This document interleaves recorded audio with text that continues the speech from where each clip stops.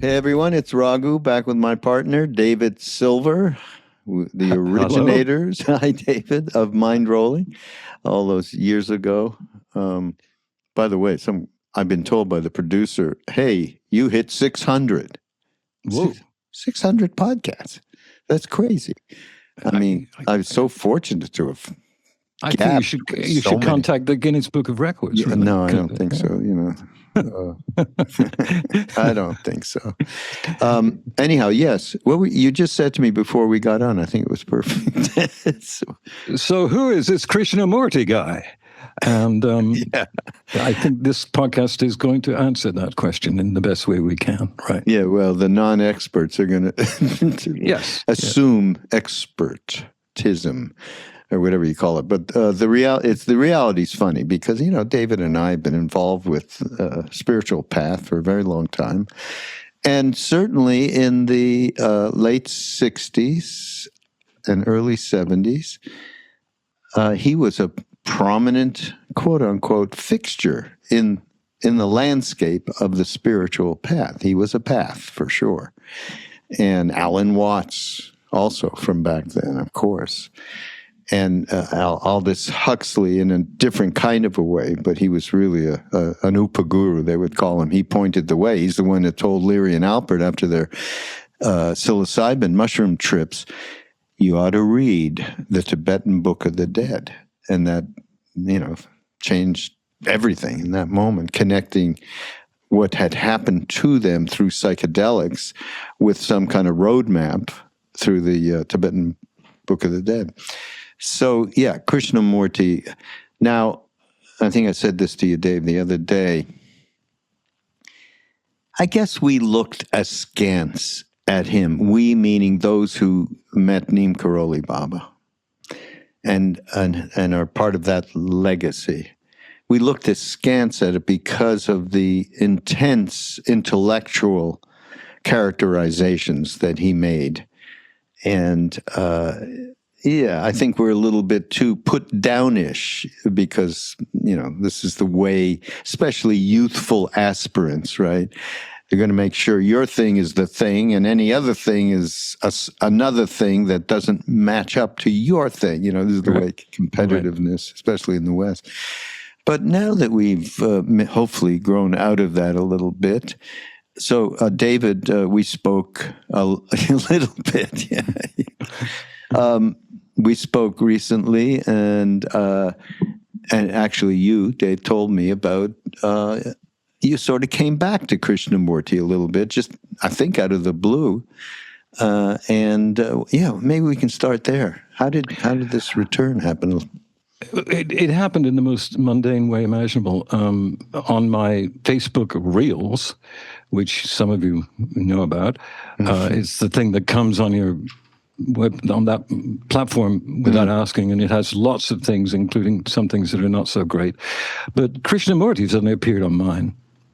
And it sometimes those things stop after 60 seconds. This went on for about 10 minutes. And I thought about it. And then he started coming all the time because the algorithms on those things are, if you look at something for longer than like 20 seconds, they come back. Yeah. And this is one of the few positive things you can say about that because now Krishnamurti is always on my Reels list, along with women talking to their cats and men talking to their dogs. But the fact of the matter is, once I did that, I started reading a few things.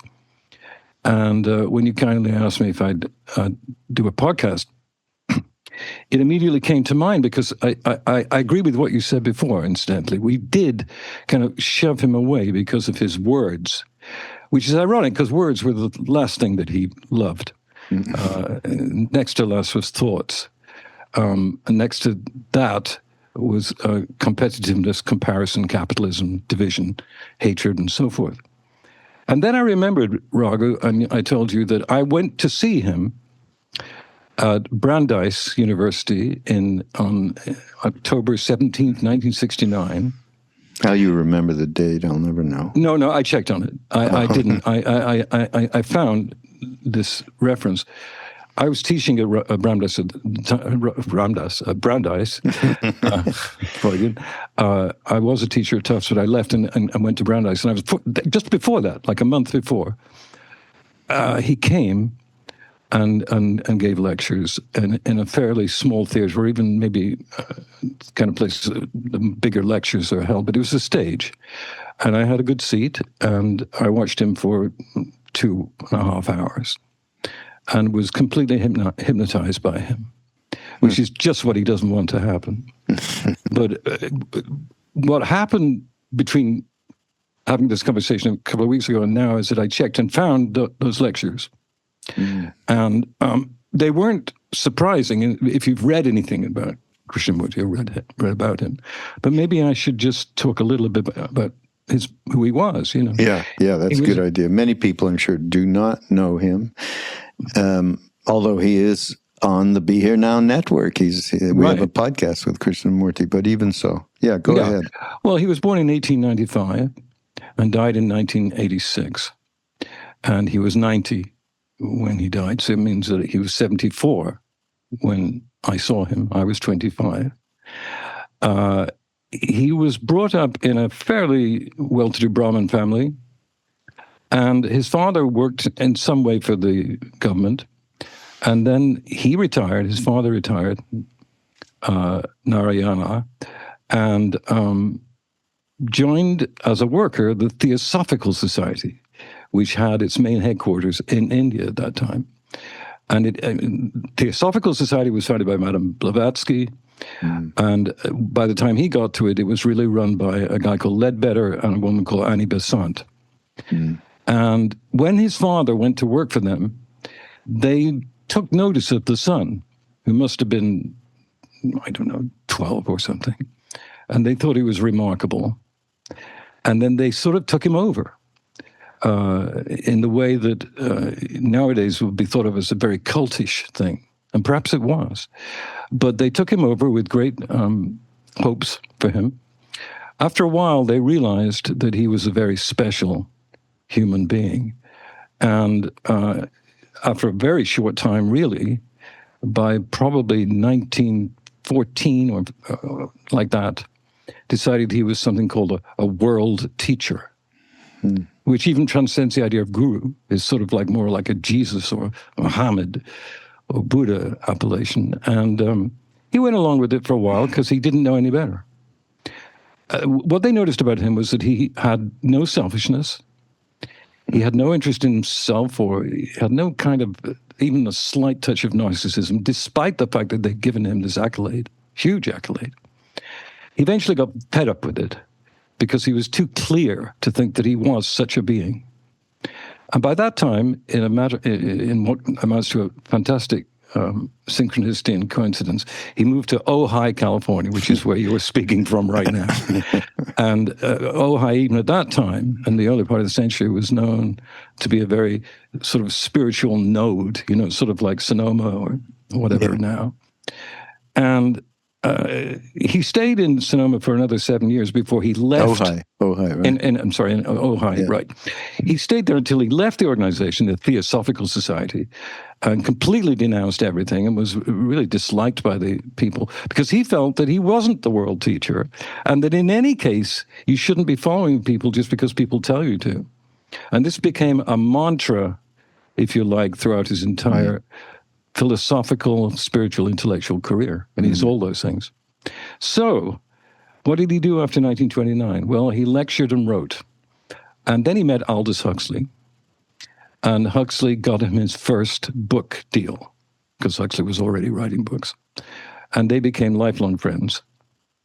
And he became renowned in the way that people in the earlier part of the 20th century did, post-Vivekananda, Yogananda, that kind of spiritual master, but also the Theosophical routine. The Theosophical Society was into Hindu mythology and iconography and belief system. So he sort of fitted in because he was Indian, of course. But he was really a world citizen, though not the world teacher. And he was resolute about that. And so what we have now are books and lectures about him or by him.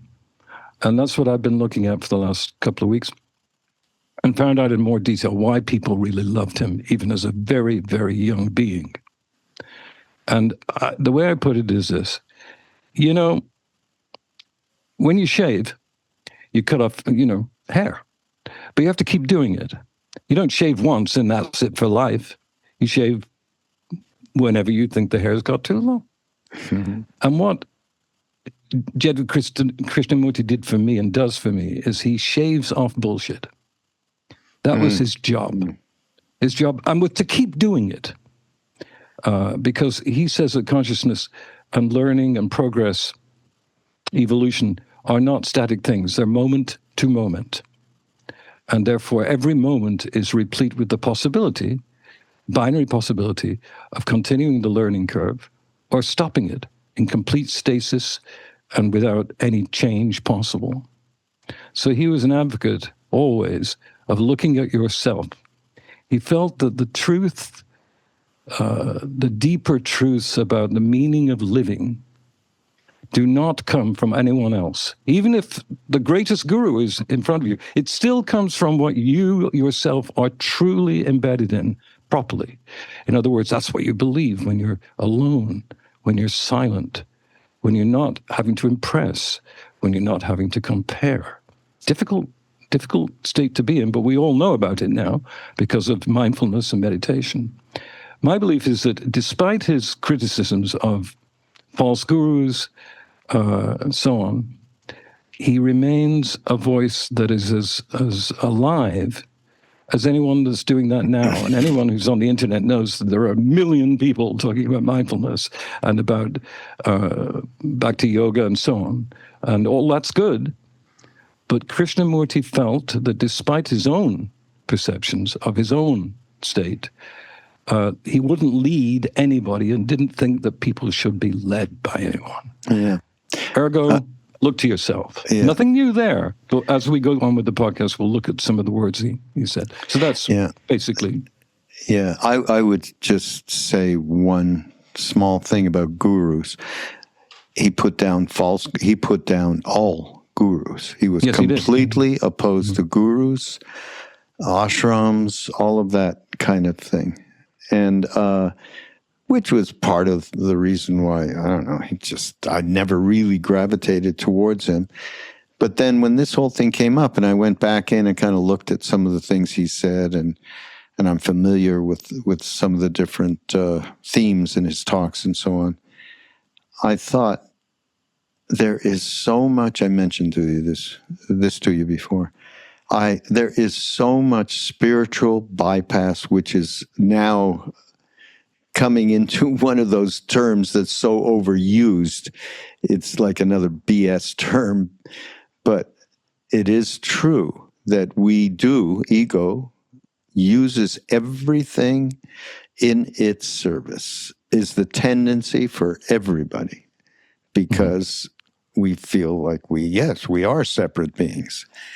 So that tendency, it creates a situation where almost everything is a spiritual bypass. If you go deep enough into it and into a detailed way, and you can only do that through mindfulness, where you see the ridiculousness of your motivations most of the time. They're we are using whatever we can to self-serve ourselves, to push off of discomfort, to bring in a light which is not necessarily coming from a substantial base of wisdom.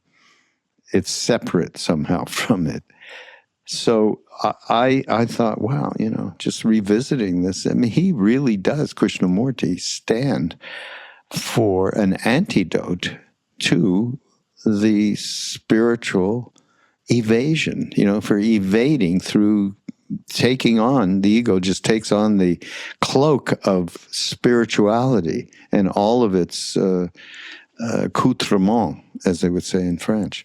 And so he really is a great pushback on that. So, yeah, that's where I went. And I know we've talked about really what he's talking about a lot is mindfulness without mentioning it, right?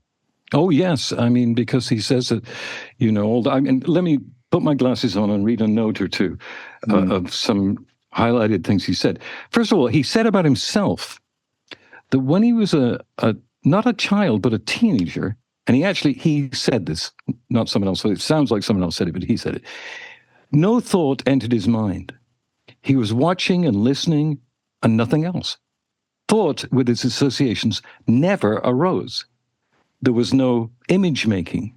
He often attempted to think, but no thought would come. Now, if you think about that... That's when he was young, right? Yeah, when he was 15 or so. And he reflected on himself and said that. But if you think about that, I'm saying if you think about not thinking, how difficult it's become for all of us, even though we know it's the process we need to go through in order to reach anything that's source. To say that about himself when he was a young kid, really, shows that these people of the Theosophical Society, which eventually became whatever it became, they could see that this guy didn't have a belief system. He was brought up in India, where belief systems are just like everywhere else, very powerful, very persuasive. And yet, he didn't even have to resist it. He just wasn't that way. So when he came across great masters, he didn't think they weren't great masters. I mean, we mentioned, I think yesterday, that Ananda Mayama, great, marvelous being on earth, and Ramana Maharshi both loved him, and that he met with Maharaji, who he loved, and I'd like you to talk about that in a minute. But he did not revere the masters. All he said was, you are your master. You take from these people, you listen to their wisdom, but don't become a belief system fanatic. Because as soon as that happens, you're closed and you're not growing. He says growth, evolution, is moment to moment. There's no stasis involved in learning, which I agree with, because I know my own,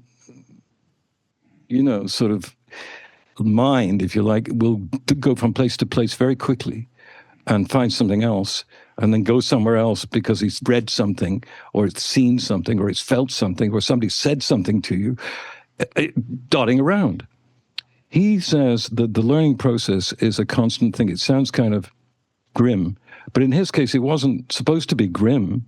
It's just a reminder that if we want to get away from stereotypes and, shall we say, the predicate being that you're part of something, socialist, communist, Christian, Catholic, Hindu, Muhammad, atheist, agnostic, Republican, Democrat, independent, you're lost. If that's where yes, you can use it as a tool to make things better, but to actually identify yourself with that totally, which so many people do, particularly in America these days, is dangerous. I wanted to just mention that the lecture I went to that Krishnamurti gave was 2 months after Woodstock and 2 months before Altamont. Oh, really? So we're talking about 1969, the last few weeks of the 60s. And I remember my state of mind at Brandeis, when I saw him, was a mix of great gratitude for a wonderful university to pay me money to do things. But at the same time, we were enmeshed in violence, division, propaganda, war, murder, horror. The Vietnam War was no joke. Hundreds of thousands of people died, maybe millions, for no perceivable reason. And Krishnamurti was entirely aware of this and mentioned it. I want to quote now something. I just feel like I'm talking too much, but I've got to just say this. It this. is a podcast, though. Yes, okay. Okay, he said in the lecture that I went to, there are the whole separate worlds, the ideological divisions of the Hindu, the Muslim, the Christian, and the communist, which have brought about such incalculable harm, such hatred and antagonism. All ideologies are idiotic, whether religious or political, for it is conceptual thinking, the conceptual word, which has so unfortunately divided mankind. That was in 1969. And now when we're in 2025, which we are, and you may be listening to this in 25 or in 85, hopefully. But we're looking at an extraordinarily divided America, and with a lot of very dark components. So these feelings and articulated commentary about the state of, mankind fit just as much now as 50 years ago, practically. Yeah. He could be saying this now. He could be on CNN saying it, and everybody would go, yeah, divided we are, horrible things going on, whatever. So he was looking at society as being not 1 billion people, but one person. He was a monist. He was a person that could not abide dualism, despite his lack of love for great non-dualist teachers. He was a non-dualist. And the way he described it was, it's in our thoughts, it's in our DNA, it's in our aspirations to compare, compete, divide, and win. And he despised that. Mm-hmm.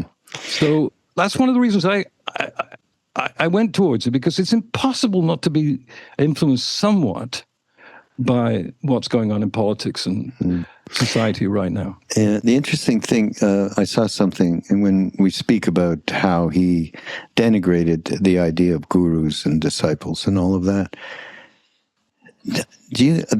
so everybody, I think you all know, because David and I have talked about him a lot. Dilgo Khyentse Rinpoche, one of the great Rinpoches of the last 150 years. Yeah. I mean, and we both love him and have talked about his words of wisdom a lot. So his Tulku incarnation lives in Nepal. So Khyentse Rinpoche is his name. I think his first name is Yangtze Khyentse Rinpoche. Anyhow, I just saw him, I follow him on social. And he's described what Krishnamurti was describing, saying that what you need to understand is that that thing that you're looking outside yourself for through a guru or whatever is inside you. We all have that Buddha inside us. And once you accept that is a truism, then the guru can point you in the right direction, and where you eventually, then you realize as Maharaji Sabak used to say, all one. Then you realize the all one. I thought that was great, that the first thing you need to do is just acknowledge that we, each individual has that inside us. It is not outside. I thought that was a great way to describe that. It's very ultimate. I mean, Krishnamurti had a habit of talking about trees, and he would always say, are you looking at that tree, or are you that tree? Are you looking at a tree that's full of memory for you, or are you looking at that tree right now?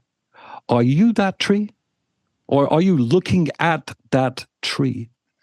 And he mentioned this so many times in the lectures that I read of his, and he was trying to say that as a child he had no thoughts, he could not reflect, he disliked the past, he didn't want to talk about the past. Memories to him were useless. And I must say that's similar to me. Living in the present, as our wonderful, now gone, Ram Dass, no one has articulated that with less words than Ram Dass. And when he's talking about being here now, Krishnamurti was all about that. He said, the past is gone, forget it. Future hasn't happened, forget it. Stop comparing. Stop comparing. Comparing is a word he used in almost every lecture, Raghu. He just said that's the root of the problem. It's that you looking at someone saying they're better than me, they look better than me, they're making more money than me, they have better clothes than me, et cetera, et cetera, et cetera. It's happening like this all the time in a consumer society. And I'm not saying that capitalism doesn't have its place, but the idea of constantly I'm a Manchester United supporter from my father's day. My father managed a small football team in Manchester in the early part of the last century. And I was a supporter since then, since I was born, really, in the 40s. And I get very upset when they lose, particularly to a London team. Now, how bloody absurd is this? It's just... This just happened? No, well, yes, United are doing terribly this year, and Arsenal are doing much better, and Liverpool have won the Premier League. I still follow it. It's so inured in me that if someone says something bad about United, I get all, this is how stupid it is. But at least that's harmless. But when you're comparing yourself to your neighbor who's just bought a Porsche van, and you've just got your old Subaru. Right. Subaru, yes, okay. or in my case, Uber. Those things are encouraged by the amount of advertising, and I don't want to go into that whole rap, but we know about it, that people are extremely prone to not only consumer products, but to political consumer products and religious consumer products. Look at right? iPhone. Yeah. What? Look, because you just pointed to it exactly in this last part of what you were saying. This is from Krishnamurti. We take pleasure in ambition, in competition, in comparing, in acquiring knowledge or power or position, prestige, status. And that pursuit of pleasure as ambition, competition, greed, envy, status, domination, power is respectable. It is made respectable by a society which has only one concept, that you shall lead a moral life, which is a respectable life. You can be ambitious, you can be greedy, you can be violent, you can be competitive, you can be a ruthless human being, but society accepts it because at the end of your ambition, you are either a so-called successful man with plenty of money and power, or a failure, and therefore a frustrated human being. So social morality is immorality. Yes. I want to cap that with a similar statement. You mean society admits and encourages violence, greed, competition, ambition, which are essentially immoral. So if a society says it's moral because it's not doing something bad at that moment, he's saying, no. The very accumulation of the concepts that you accept as being normal can cause other people's incredible suffering. And so ultimately, Krishnamurti was very much about people suffering on this planet right now, or up to 1986 when he passed. That's the societal thing, but I love him because of his more philosophical brilliance. When he says that, let me read this. He says, the understanding of what disorder is, understanding not verbally but intellectually, is actually to be free of disorder, which is the conflict, the battle of duality. Out of that understanding comes order, which is a living thing. All this is meditation. You cannot say there is all this and that meditation is at the end of it. All this is the way of living, which is meditation, and that is the beauty of it. Beauty, not as in architecture in the line and curve of a hill, of the setting sun and the moon, not in the word or in the poem, not in a statue or a painting. It is in a way of living. You can look at anything and there is beauty, and you are at one with it, because that's what he believed. The looking at a tree was not good enough. But when you're looking at that tree, feeling its organic beauty, and suddenly, for most of us, and this relates to something we've talked about, one of the most amazing things about psychedelic experience, true controlled psychedelic experience, is that becomes quite obvious instantaneously. You're looking at something and you cannot not look at it, and you cannot feel apart from it. And therefore, a part of your ground goes away, which is frightening. And then something else comes, which is your connection, your interconnection with every fucking thing on the planet, including Donald Trump. So what is he really saying here? He's saying that basically it goes back to himself as a child. he was thoughtless, which is weird coming from an intellectual. But so many comparisons with Ram Dass. Sometimes when, you and I have been with him, I've seen him, a look in his eye when he wasn't sort of thinking about what you were saying. He was just enveloping you. He was embracing you. You are him. There was no, maybe I've told this story before. I once called him on the phone when he was living on the Upper West Side and moaned to him because I was miserable. And he just said, come up here now. And I walked in New York on the Upper West Side? Yes. Yeah. I walked up from 79th Street and sat with him for 3 hours, 18 inches away from him, as he got from me why I was so upset, and gradually made of it a kind of a game of, you can come out of this game. You can. It requires a certain kind of depth, an acknowledgement of depth, and also the fact that what's going on right now ain't the whole thing. There's more to it than this, and you must look to that. And he managed to get from me self-compassion.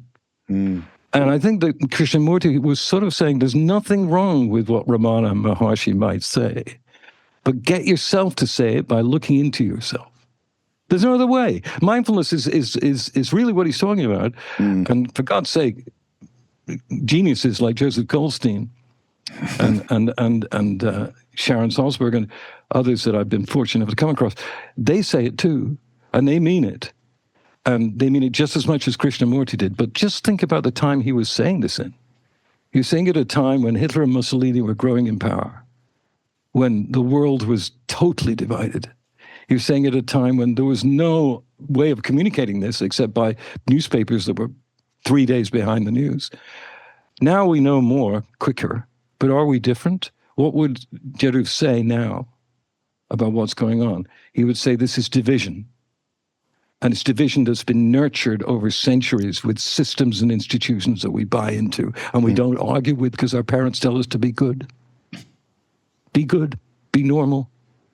And there's nothing wrong with a parent telling a child to be well-behaved or whatever. But when it starts saying, I was born a fundamentalist Christian and you are one. And that, to Krishnamurti, was anathema. And that's why I like him. Because I'm like that too. I think we all are. Anyone listening to this podcast is probably. Everyone's got a little of that, which is a good way to see through it. Obviously you mentioned psychedelics.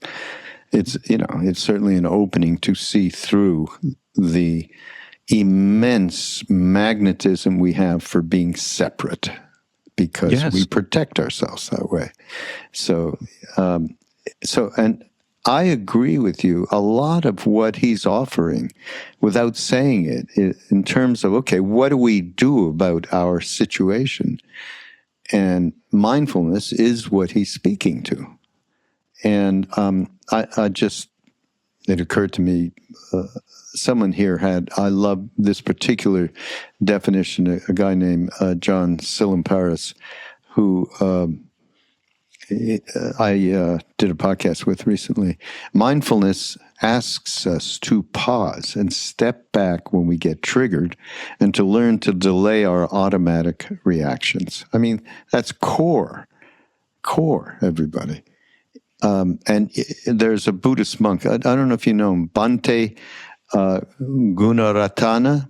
Have you heard of him? Oh, yeah. No, I haven't. Yeah, it's a book called Mindfulness in Plain English. He's a Buddhist monk. Mindfulness, he said, is observing the passing flow of experience. It is watching things as they are changing. It is observing all phenomena, physical, mental, and emotional, whatever is presently taking place in the mind. When we observe the passing flow of experience in our own lives, including loss and grief, we create an interval. Trungpa Rinpoche would call that a gap, I think, in between the moment we are activated and how we react to it, that interval.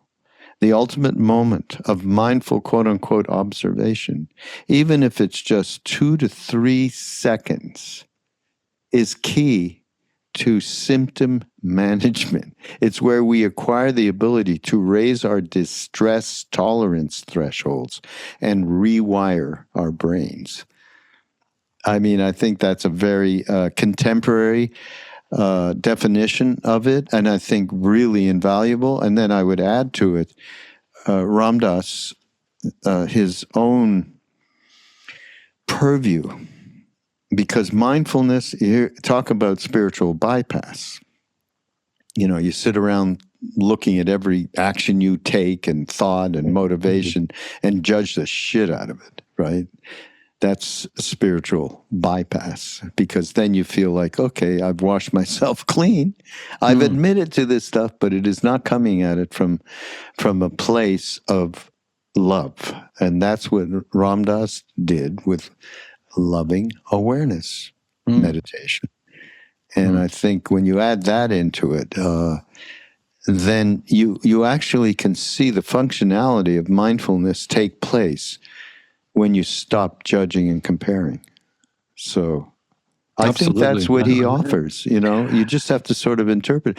I mean, here's one of the things he said, to give everybody, to give you an idea of sort of his radical way of expressing ideas.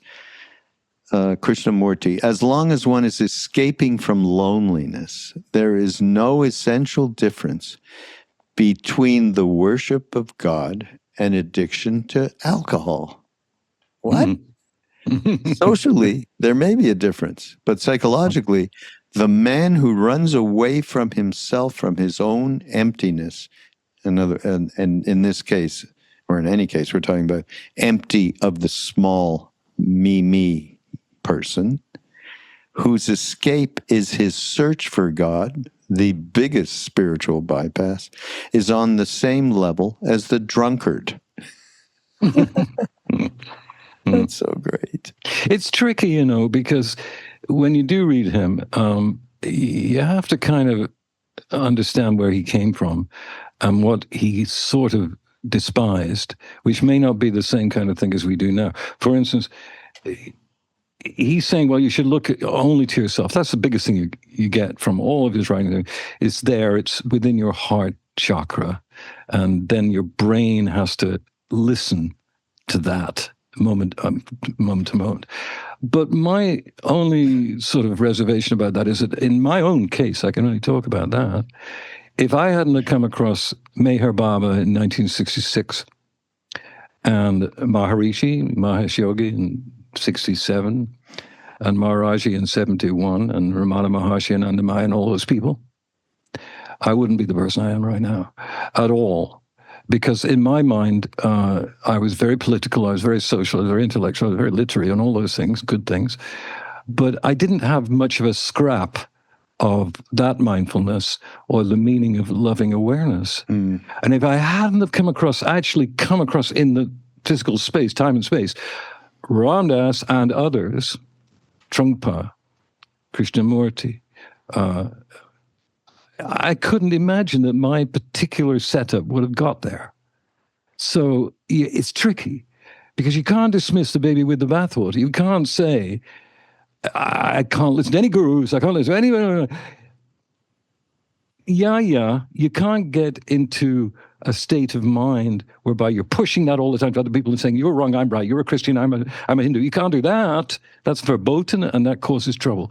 But I would say to the people listening or watching this, that you have to take it with a bit of a grain of salt with Krishnamurti, because he was actually saying, yes, there is wisdom, and it's all the same one wisdom. His problem was that people became acolytes, cultists, and the Theosophical Society at its time, think about it, it was started in the early part of the 19th century, in 20th century, by people who were basically born in the 19th century. And you can imagine that at that time, to start talking about Rama and Sita and Krishna and Buddha was outrageous. People thought that it was just mumbo-jumbo from another part of the world. It didn't matter. It was just part of the empire. It's different. So his antagonism, I mean, actually, one of the things I did write down was a quote from somebody who said, I think it was Ledbetter, who said that Well, the essence of what he said was this was not a benign teaching. Not meaning it wasn't good, but he was harsh. And I distinctly remember at that Brandeis lecture that I was so lucky to be at, that he would always ask people in the audience to question him. Ad lib, there wasn't a question period. It could be in the middle of a statement. If someone had a question, would try. And he was harsh. Whoa. He was harsh. He would say things like, what kind of question is that? Who's asking that question? Who are you? And why are you asking me such a silly question? He wasn't nice. He was harsh. Nisargadatta was very much the same. Those of you that know about him, he could just put you down for not being totally aware of everything. When I was a student, if somebody did that to me, I would bullshitting yourself, basically. Yeah, right. But it's hard because sometimes you sort of know, but you don't quite know when you ask a question, and then you get a really harsh answer from a Krishnamurti, as if there were other ones. But he was just trying to say that the truth is tough sometimes, and the reason we're in such trouble as a species, what do you call them, bonobos, are the closest, I think, to humans. They're like 99.1% the same DNA. Ridiculous, but that's what I've been told. Better than gorillas, better than chimps. Chimps argue and fight. Bonobos don't. Human beings argue and fight. Period. So, I've been struck by all this stuff because you see it in yourself, and when you see it in yourself, it's sort of like when someone says something bad about something you like, and then you dislike them. I love, let's think of something I love. I love Eric Clapton. I listen to his music all the time. As a guitar player, which I am now, I listen to him and he's a master. I know he's got really weird opinions. Anti-vax and all that stuff. And I suddenly went a little period of time, and I'm not going to listen to him because he's against vaccines. This is ridiculous. He's an artist. Picasso was one of the greatest artists of all time, but was a pretty horrible person.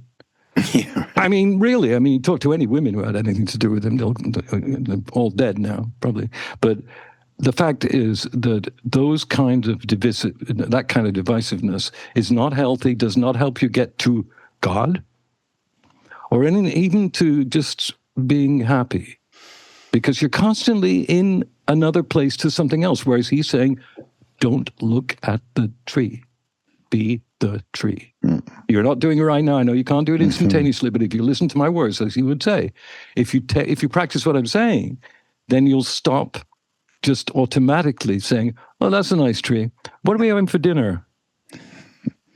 Now, wait, I have to interject here. Please. From Clapton, what about Jeff Beck? I just saw something of Jeff Beck recently, him playing. He's amazing. Oh, he's extraordinary. Every time I see him, I think, wow, he's the most extraordinary one of all of them. At least the white guys. I agree. Well, the fact that Beck and Jimmy Page and Eric Clapton all played in the same band at different times says something. Yeah. I was once. Here's something that's got nothing to do with anything. But suddenly, almost 30 years ago now, I remember sitting in the airport in Tulsa, Oklahoma. It was empty. And it's a small airport. And I was just sitting there, and two people came and sat behind me. And they were what I would consider to be very old people at that time. I was in my 50s, so I wasn't so young. But they were like what I am now, ancient. And I could hear them, everything they said. And it was hysterical because this was the conversation. Martha and James. James, I'm sick of you talking about Beck. What do you mean? All you talk about is Clapton. Beck is greater. What about Jimmy? What about Jimmy Page? Did you just count him out? Well, he overdid it. He played too much. Clapton had class. Yes, but Beck. And I'm looking, I turn around, and they're old people talking about this. And I thought, I love the world. That's what I do. I just love this planet. Great. I love it. It's great, man. But listen, that's got nothing to do with anything, but hello. And everything to do with everything. Or now, what about, maybe I should tell before we have to leave here, the story of Krishnamurti meeting Neem Karoli yes, Baba. Please. Yeah, it's in our movie. So Yeah, David and I worked on a movie. David directed, I produced, called A Brilliant Disguise, the Samadhi of K.C. Tiwari, who was a mentor to us. Maharaji assigned him the task of taking care of the Westerners, and he did that. And so we spent a lot of time with him. And he came to America. Mm-hmm. And he had the privilege of being very, very close to Maharaji, Neem Karoli Baba, and went on many adventures that it was just him and maybe a couple of other people, maybe Siddhiban, like that. And so he told us this story. He said one day, Krishnamurti came. Krishnamurti used to pass by and going up into further into the Himalayas, and went right by Kenchi. And anyhow, he came by specifically. They knew each other. And Maharaji told K.C. Tiwari, just go a little bit of ways away, and I'm, by the river, we're going to just chat. Whatever, however, he didn't say it like that. I'm sure he just said, hey, come along and hang out here. So they did, and so he heard this conversation between Krishnamurti and Neem Karoli Baba, and it started out like, wow, you've got this ashram, and you've got ashrams, and you're a great yogi. Now you have these possessions. What are you doing? Running ashrams and so on. And Maharaji said, you're right. But when people come and they offer food to the murtis and so on and so forth, this is how I get my grub, he said to Krishnamurti. And then he said, now, you are going around the world lecturing to people. Isn't that how you get your grub? And then they went back into the ashram. They were on the, nobody was there except Tiwari by the river. And Maharaji had everyone who was sitting around, this is the best part of it, go touch Krishnamurti's feet. The last thing in the whole world. This is a great, great saint, he'd say. Touch his feet. I would have liked to see Krishnamurti's face in that moment. Anyhow. I'm sure he moved his consciousness very quickly, given the power of what was going on in that moment. But it's just such a great thing, and I'm glad we included it in the film because it's significant. Actually, I mean, there are a couple of quotes that I wanted to get in before we finish. One was that this is a quote. A few days before his death, in a final statement, Krishnamurti, in a final statement, possibly in response to a question by Mary Cadogan, Krishnamurti stated, an immense energy and intelligence went through this body. This is just before he died. And it's sort of like a marvelous epilogue to his perceptive skills and to his spiritual depth. That even at the moment before he was dying, where many people are scared, not surprisingly, or just deadened, or in some state which isn't in any way normal or certainly not pleasant, he was filled with the energy of the boundless, I would call it.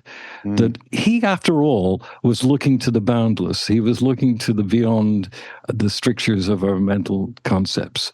So instead of, the word Christianity or Hinduism, he was just looking to the source beneath, above it, beneath it, around all of us, within us and without us. And so the very fact that he was so, shall we say, critical of people who followed teachers, he himself had come to the conclusion that the process is necessary. The process is necessary before you could pass from this stage of being to understand and embrace much more than just this dream the stream of a lifetime, as pleasant or unpleasant or mixed as it is. He was just telling us, there's that song that Peggy Lee used to sing, "Is This All There Is?" And, and it's our theme song from when we were teenagers. Yes, is this all there is? And he was saying, no, it isn't. But I'm not going to tell you, and I'm not going to answer a question as to what it is, because that's your journey. The reason you're individualized, the reason you're individuated to begin with, is to give you some kind of mechanism, if you like, not that word, but organic receptivity to the fact that this is just a chapter. Yeah. I also, I really wanted to think of something in terms of a connection to Krishnamurti that wouldn't be archetypical stuff. And I thought, well, I should find out, what did he say about love? Oh God, man. But some of it, some of it's outrageous in a way. So love is not a thing of the mind. It is only when the mind is really quiet, when it is no longer expecting, asking, demanding, seeking, possessing, being jealous, fearful, anxious, when the mind is really silent, only then is there a possibility of love. I love that. That is such a great way to express it. Yeah, that's pure him, isn't it? Yeah, that's he pure. Said, I'm not going to copy it, but he said one other thing. He said, "Love can do nothing, but without it, nothing can be done." Mm. Yeah. So he wasn't such a grouch after all, really, was he? Right. Oh boy, yeah. He to me, he's the antidote to spiritual bypassing. You pull some of this wisdom in, and it cuts this kind of propensity that we have to take whatever it is that we find on the spiritual path and turn it into something that is aggrandizing our identity, who we are in the world. And that's a difficult thing to cut through. Mindfulness is a practice that I've said it a billion times. We've talked about it before. You mentioned, the great Joseph Goldstein. Everybody should get that mindfulness book and use these things to cut through the propensity we have to bypass all of our lives using spirituality, quote unquote, as a reason to enhance our ignorance.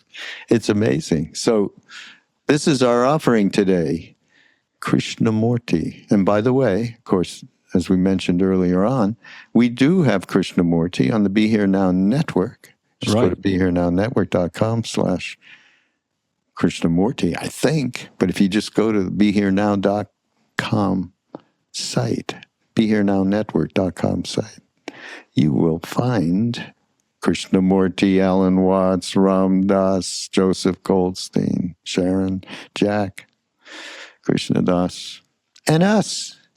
Yes. Yes. There we are. And then in the town that Krishnamurti made his home, now sits Raghu. No, I don't think so. No, not exactly. But it is one of those spiritual places. it is. So it's we not do have kirtans here every month. We have fair-sized gatherings, and So if you're in, just get in touch. Well, it's great. My major gathering here is the bagel store, and where I talk to people. No, seriously though, Ojai has a tremendous resonance, and it just has a tremendous resonance. And it's no surprise that Krishnamurti could have chosen the whole world. He wasn't a poor man; he could have gone to anywhere. How about Mayor Baba? Mayor Baba was here. Yes, indeed. Mayor Mount, right nearby, right up the street from us, actually. Wow. Yes. Yes. He was here, and many, many other incredible beings have come through. I recommend catching up on Krishnamurti, but I would highly recommend, because I'm doing it for the second time, I couldn't resist it, reading Joseph Goldstein's Mindfulness book. There is no better book, in my opinion, that I've ever read. And I've read 10 million books. It's just fantastic. I recommend it, and I've got no money in it. It's just that Joseph no skin has in the game. No skin in that game, but Joseph has a way of getting you through all the difficulties about it and leading you to the point where you start to understand what it is. I mean, this is like a 600-page book, something like that. It is, but and so Joseph came to do one time. He came to do a retreat with us with Ram Dass, and. So he came. He was doing sessions with Ram Dass and so on and so forth. And then I said, "Well, there's one. You just have to be just you, okay? Because we got to get you alone." He said, "Yeah, but what should I talk about?" I said, "Well, mindfulness would be good, Joseph. That that book you wrote, Mindfulness." And he said, "Are you kidding? That's like a 600-page book." And he's got 90 minutes. I said, okay, well, no, what was it? 75 minutes. I said, all right, well, do the best you can. He gave a talk that characterized the essence of mindfulness using parables and all sorts of other examples that really tune people in to the reality of how you can use it as a practice. And I named it 75 Minutes to Enlightenment from Joseph Goldstein. And we have that somewhere in our archives. It's just phenomenal. But we'll get a link to that and a link to Krishnamurti and whoever else we mentioned here in relation to, and Joseph, of course. And it's useful stuff, everybody. So thanks, David, for joining. My great pleasure, really. Thank you. All right, everybody. We'll see you next time. Go to BeHereNowNetwork.com and catch all of the wonderful talks and podcasts. We'll see you later.